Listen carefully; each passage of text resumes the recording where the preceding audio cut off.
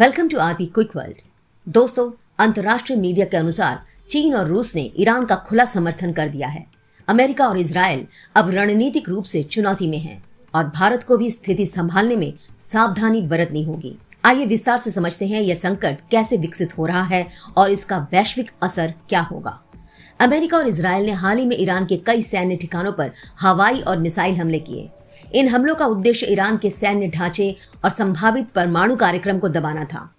Iran ने जवाबी कार्रवाई में मिसाइल और ड्रोन हमलों के माध्यम से जवाब दिया। इससे केवल मिडिल ईस्ट का तनाव ही नहीं बल्कि वैश्विक ऊर्जा और सुरक्षा भी प्रभावित होने लगी। बड़ा मोड़ आया जब चीन और रूस ने ईरान का समर्थन किया। चीन ने कहा कि यह संघर्ष वैश्विक शांति और मध्य पूर्व की स्थिरता के लिए खतरा है। रूस ने चेतावनी दी कि इससे परमाणु दौड़ और क्षेत्रीय तनाव बढ़ सकता है। इस कदम ने अमेरिका और इजराइल की रणनीति को चुनौतीपूर्ण बना दिया। अब सीधे हमला करना अंतर्राष्ट्रीय दबाव और सुरक्षा जोखिम में बदल सकता है।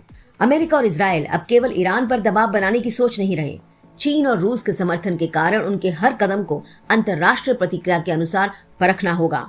इजराइल के लिए सीधे युद्ध का विकल्प जोखिम भरा है, इसलिए अब दोनों देश सर्जिकल स्ट्राइक, खुफिया ऑपरेशन और कूटनीतिक गठबंधन पर भरोसा कर सकते हैं। भारत ने कहा है कि संघर्ष को और बढ़ने नहीं देना चाहिए और सभी पक्ष संयम बरतें। भारत की नीति संतुलित है। एक तरफ अमेरिका और इजराइल के साथ मजबूत रक्षा और तकनीकी संबंध, दूसरी तरफ ईरान से ऊर्जा, गैस और चाबहार पोर्ट की साझेदारी।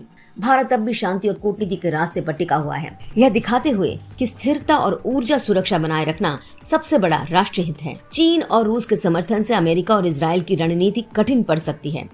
तेल और गैस की कीमतें बढ़ रही हैं, खाड़ी क्षेत्र में तनाव बढ़ गया है और वैश्विक व्यापार प्रभावित हो रहा है। भारत जैसे बड़े आयातक देश इस संकट से ऊर्जा सुरक्षा और आर्थिक दबाव झेल सकते हैं। क्षेत्रीय देशों में सुरक्षा रणनीति और कूटनीतिक गठबंधनों पर भी गहरा प्रभाव पड़ेगा। स्थिति स्पष्ट है, ईरान चीन और रूस के समर्थन के साथ मजबूती से खड़ा है और अमेरिका और इजराइल की चालें अब रणनीतिक दबाव में हैं। भारत ने संयम और कूटनीति की नीति अपनाई है, यह दिखाते हुए कि स्थिरता और शांति बनाए रखना सबसे बड़ा हित है। अब सवाल ये नहीं कि सिर्फ कौन आगे बढ़ेगा, बल्कि यह है कि वैश्विक समुदाय इस संकट को कितना जल्दी और सुरक्षित तरीके से नियंत्रण में ला पाएगा। यह संघर्ष अब सिर्फ मिडिल ईस्ट का मुद्दा नहीं, यह वैश्विक शक्ति संतुलन, ऊर्जा सुरक्षा और अंतर्राष्ट्रीय राजनीति की दिशा तय करने वाला मोड़ बन गया है। देखना ये होगा कि अगले हफ्तों और महीनों में रणनीति और कूटनीति के इस खेल में कौन कदम बढ़ाता है और कौन पीछे हटता है। एक बात तय है दोस्तों, यह घटना इतिहास में दर्ज होगी, क्योंकि अब दुनिया केवल युद्ध नहीं बल्कि वैश्विक गठबंधनों और रणनीतिक सोच के परीक्षण से गुजर रही है। आप क्या सोचते हैं दोस्तों इस बारे में?